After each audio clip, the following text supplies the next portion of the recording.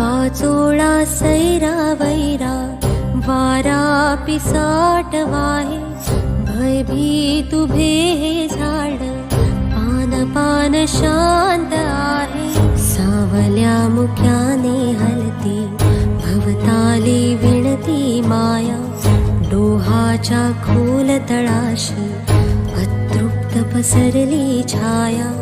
निशब्द तरंग उठती अंधार चांदणे हाले, आकार गूढ धुक्याला आले विरून गेले.